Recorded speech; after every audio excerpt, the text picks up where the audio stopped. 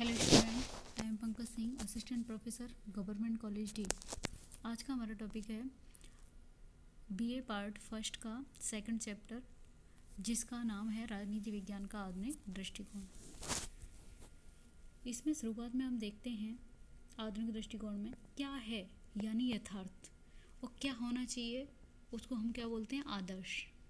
जब इन दोनों के बीच यथासंभव समन्वय बना लिया जाता है, अर्थात हम सरकार तथा राजनीतिक प्रक्रियाओं के व्यवस्थित अध्ययन को क्या कहते हैं, राजनीति विज्ञान यानी आधुनिक दृष्टिकोण। राजनीति विज्ञान के परंपरागत दृष्टिकोण में राजनीति विज्ञान को राज्य और सरकार का अध्ययन बताया गया, किंतु आधुनिक राजनीति शास्त्री इसको अपर्याप्त मानते हैं, क्योंकि इसमें शासन की रचना और कार्यप्रणाली के अध्ययन पर बल दिया जाता रहा है। राजनीति विज्ञान का अध्ययन केवल औपचारिक बनकर रह जाता है। उन राजनीतिक शक्तियों के समुचित अध्ययन पर कोई ध्यान नहीं दिया जाता जो सरकार की प्रक्रिया पर अपना प्रभाव डालते हैं। यानी परंपरागत दृष्टिकोण में केवल और केवल जो औपचारिक संस्थाएं, उन पर ही ध्यान केंद्रित किया गया है, और जबकि आधुनिक दृष्टिकोण में परंपरागत और अनौपचारिक, औपचारिक और अनौपचारिक दोनों प्रकार की जो संस्थाएं, उन पर ध्यान दिया गया है। द्वितीय महायुद्ध के बाद संयुक्त राज्य अमेरिका और पश्चिमी जगत में राजनीति विज्ञान की धारणाओं में एक क्रांतिकारी परिवर्तन आया, जिसका प्रेरणा स्रोत शिकागो विश्वविद्यालय था। शिकागो विश्वविद्यालय के विद्वानों ने राजनीति विज्ञान को अधिक से अधिक विज्ञान सम्मत बनाने का प्रयत्न किया।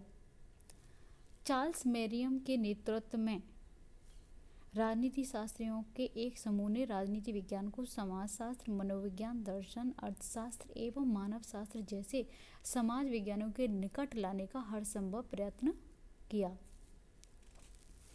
आधुनिक राजनीति विज्ञान का दूसरा प्रेरणा स्रोत क्या है, मनोविज्ञान। पहला कौन सा था, शिकागो विश्वविद्यालय, और दूसरा कौन सा है, मनोविज्ञान।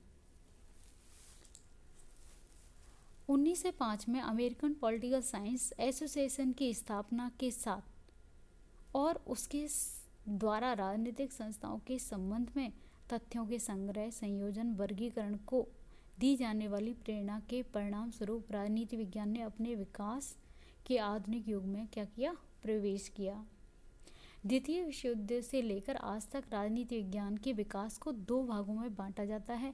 पहला विकास तो 1945 से 1970 तक राजनीति विज्ञान के क्षेत्र में व्यवहारवाद की प्रमुखता का युग है। व्यवहारवाद की वही विशेषताएं जो कि आधुनिक दृष्टिकोण की विशेषता रही हैं। आधुनिक दृष्टिकोण में राजनीति सिद्धांतों के मूल्यों और मानकों के साथ राजनीति को जोड़ने के परंपरागत तरीके को तिलांजलि दी गई, यानी उसको खत्म किया गया। दूसरा युग है 1970 से प्रारंभ होता है, जिसमें राजनीति शास्त्रियों ने व्यवहारवादी राजनीतिक सिद्धांत की अपर्याप्तता आभास किया और कुछ सीमा तक मानकों और मूल्यों की पुनः प्रतिष्ठा पर विचार किया। अगला हमारा आता है राजनीति विज्ञान की परिभाषा आधुनिक दृष्टिकोण के अनुसार क्या है। पहला इसमें आता है राजनीति शास्त्र, मानव क्रियाओं का अध्ययन। आधुनिक दृष्टिकोण राजनीति विज्ञान को मनुष्य के राजनीतिक जीवन और क्रियाकलापों और इसके संदर्भ में मानव जीवन के सामाजिक, आर्थिक, धार्मिक तथा अन्य पक्षों का अध्ययन करने वाला विज्ञान मानता है। अगला है हमारा राजनीति शास्त्र, शक्ति का अध्ययन। कुछ राजनीति शास्त्री शक्ति को राजनीति विज्ञान का केंद्रीय संकल्पना मानते हैं। ऐसे कौन से विचारक हैं जो कि केंद्रीय संकल्पना मानते हैं, जैसे कि कैटलेन, लासवेल, चार्ल्स मेरियम, मार्गन्थो आदि। शक्ति एक ऐसी बुनियादी संकल्पना है जो राजनीति विज्ञान के सभी विभागों को एक सूत्र में पिरो देती है। कैटलेन ने तो राजनीति को शक्ति का विज्ञान माना है। तो क्वेश्चन आ सकता है कि किस थिंकर ने राजनीति को शक्ति का विज्ञान माना है, तो किसने माना है, कैटलिन ने। अगला आता है राजनीति विज्ञान, राजनीतिक व्यवस्था का अध्ययन। डेविड ईस्टन और आमंड जैसे आधुनिक राजनीतिक शास्त्री राजनीति विज्ञान को राजनीतिक व्यवस्था का अध्ययन मानते हैं। यानी राजनीतिक व्यवस्था की अवधारणा राज्य सरकार संविधान की अवधारणा से भी व्यापक है। राजनीतिक व्यवस्था के अंतर्गत राज्य और सरकार की औपचारिक संस्थाओं के साथ साथ उनको प्रभावित करने वाली अनौपचारिक तथ्यों के अध्ययन को भी इसमें शामिल किया गया है। अगला आता है राजनीति विज्ञान निर्णय प्रक्रिया का अध्ययन। कुछ आधुनिक विज्ञान राजनीति विज्ञान को निर्णय निर्माण और निर्णय प्रक्रिया का अध्ययन करने वाला विषय मानते हैं, क्योंकि यदि राजनीति विज्ञान सरकार का अध्ययन है और सरकार का मुख्य कार्य क्या है, निर्णय निर्माण करना, तो राजनीति शास्त्र को निर्णय प्रक्रिया का विज्ञान कहा जाता है। अगला आता है हमारा परंपरागत और आधुनिक परिभाषाओं की तुलना। परंपरागत परिभाषाएं कैसी हैं? संकुचित हैं। संकुचित क्यों हैं? क्योंकि वो केवल औपचारिक संस्थाओं का ही अध्ययन करती हैं, और जबकि आधुनिक परिभाषाओं में राजनीति विज्ञान का प्रतिपादन विस्तृत परिप्रेक्ष्य में किया गया है। यानी औपचारिक संस्थाओं के साथ साथ अनौपचारिक संस्थाओं, मनुष्य के व्यवहार, यथार्थ पर भी जोर दिया गया है। इसलिए आधुनिक दृष्टिकोण का क्षेत्र कैसा है? व्यापक है। अगला आता है परंपरागत परिभाषाएं राजनीति विज्ञान को राज्य और सरकार जैसी औपचारिक संस्थाओं का अध्ययन ही मानती हैं, और जबकि आधुनिक दृष्टिकोण में औपचारिक संस्थाओं के साथ साथ अनौपचारिक संस्थाओं पर भी पूर्ण अध्ययन किया गया है। परंपरागत आदर्श मूल्यों, परंपरागत दृष्टिकोण किस पर जोर देता है? आदर्शों पर, मूल्यों पर, जबकि आधुनिक परिभाषाओं में किस पर जोर दिया गया है? तथ्यों पर। अगला है परंपरागत अध्ययन पद्धतियाँ कौन कौन सी हैं? दार्शनिक अध्ययन पद्धति, ऐतिहासिक पद्धति और कानूनी पद्धति। और आधुनिक दृष्टिकोण में कौन सी पद्धतियाँ अपनाई गई हैं? अनुभववादी, अंत्य अनुशासनात्मक पद्धति। अनुभववादी पद्धति क्या होती है कि हमने किसी चीज़ पर अनुभव किया, तो हम अनुभव से किसी भी जो जिस क्षेत्र में हमने अनुभव किया है उसमें हम सटीक तरीके से उस चीज़ को हम व्यवस्थित कर सकते हैं, उसकी भविष्यवाणी कर सकते हैं। एक होता है अंत्य अनुशासनात्मक पद्धति। इसका मतलब होता है कि हम एक विषय को अच्छा बनाने के लिए, उसको और ज़्यादा प्रभावशाली बनाने के लिए अन्य विषयों का भी सहारा लेते हैं। तो ऐसी पद्धति को हम क्या कहते हैं? अंत्य अनुशासनात्मक पद्धति। और ये किसकी विशेषता है? आधुनिक दृष्टिकोण की।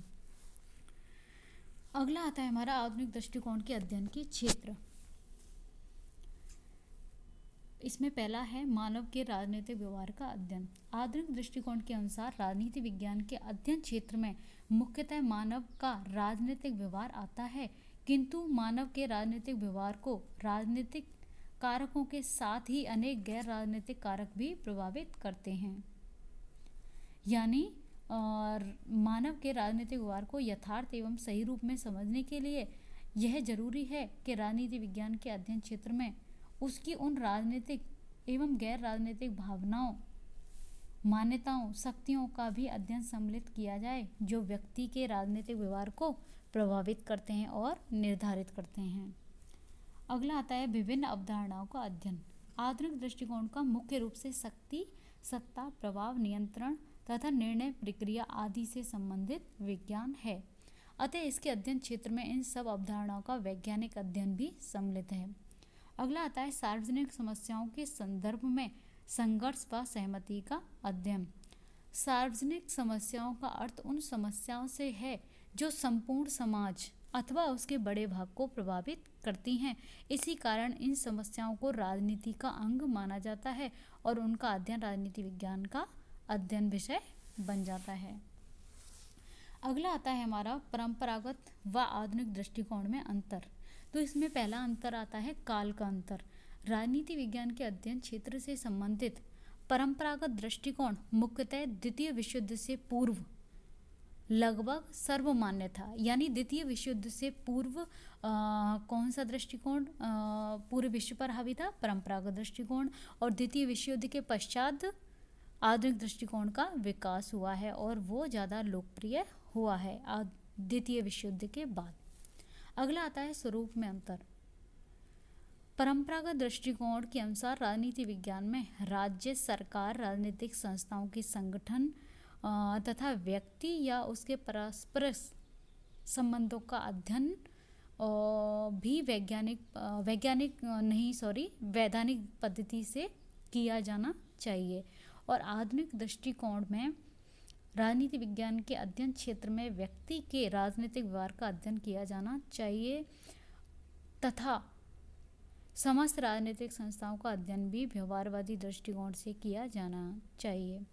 स्वरूप में अंतर का हम सारांश रूप में देखते हैं तो परंपरागत दृष्टिकोण केवल औपचारिक संस्थाओं पर ध्यान देता है, अनौपचारिक संस्थाओं पर ध्यान नहीं देता। और आधुनिक दृष्टिकोण में व्यक्ति के व्यवहार और व्यवहारवादी दृष्टिकोण को अपनाया गया है और मूल्यों की तुलना में किसको महत्व दिया गया है, तथ्यों को, और अनौपचारिक संस्थाओं पर ध्यान दिया गया है। अगला आता है हमारा विषय वस्तु में अंतर। परंपरागत दृष्टिकोण राजनीति विज्ञान को पूर्ण विज्ञान मानते हुए राजनीति विज्ञान की विषय वस्तु का अध्ययन मुख्यतः राजनीतिक दृष्टि से करना चाहता है और अन्य समाज विज्ञानों की मदद लेना आवश्यक नहीं समझता। और जबकि आधुनिक दृष्टिकोण की मेन विशेषता क्या है, अंत अनुशासनात्मक, जिसका अर्थ होता है अपने विषय को प्रभावशाली बनाने के लिए अन्य विषयों की सहायता लेना। क्लियर? तो आधुनिक दृष्टिकोण मनोविज्ञान, अर्थशास्त्र, समाजशास्त्र सभी से सहायता प्राप्त करता है। क्यों? ताकि वो राजनीति विज्ञान को और भी विज्ञान बना सके। अगला आता है हमारा औपचारिक अनौपचारिक अध्ययन। जैसा कि हमें पता है कि परंपरागत दृष्टिकोण औपचारिक संस्थाओं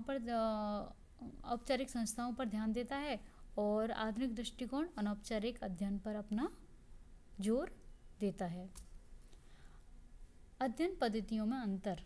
परंपरागत दृष्टिकोण ऐतिहासिक, दार्शनिक, तुलनात्मक पद्धतियों का प्रयोग करता है, जबकि आधुनिक दृष्टिकोण सांख्यिकीय, गणितीय, सर्वेक्षण, अंत्य अनुशासनात्मक पद्धति, अनुभववादी पद्धति आदि का प्रयोग करता है, जो कि कैसी हैं, यथार्थवादी पद्धतियां हैं।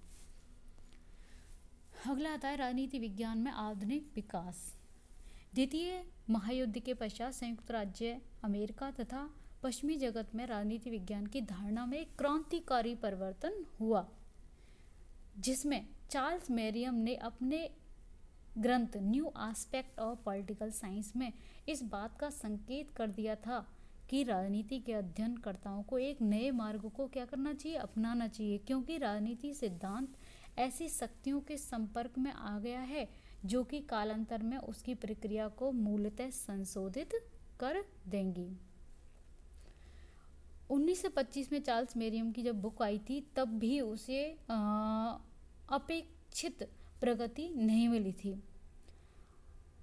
1939 में जॉर्ज एस सेवाइन का प्रसिद्ध लेख what is a political theory में भी आधुनिक दृष्टिकोण की चर्चा की गई, लेकिन ये इतने प्रभावशाली ढंग से आधुनिक दृष्टिकोण को पहचान नहीं दिला पाए, क्योंकि द्वितीय विश्व युद्ध के पश्चात ही आधुनिक दृष्टिकोण को अपनी पहचान मिली है। और द्वितीय विश्व युद्ध से पहले विश्व पर कौन सी विचारधारा हावी थी, परंपरागत विचारधारा। तो इन विचारकों ने कोशिश की, लेकिन वो उस मुकाम तक आधुनिक दृष्टिकोण को नहीं ले जा पाए जितना कि द्वितीय विश्व युद्ध के बाद आधुनिक दृष्टिकोण लोकप्रिय हुआ है। इसी टाइम पे एक ग्राम वालिस की बुक भी बहुत इम्पोर्टेंट हो जाती है, जो कि 1908 में प्रकाशित हुई थी। कौन सी? Human nature and politics. इस रचना में ग्राम वालिस ने राजनीति व्यवहार के सामाजिक मनोवैज्ञानिक आधारों पर बहुत प्रबल बल दिया है। तो आज का टॉपिक हमारा समाप्त होता है। अगली टॉपिक में अगली जो हमारी क्लास होगी उसमें हम इसी आधुनिक दृष्टिकोण को आगे बढ़ाएंगे। बहुत बहुत धन्यवाद।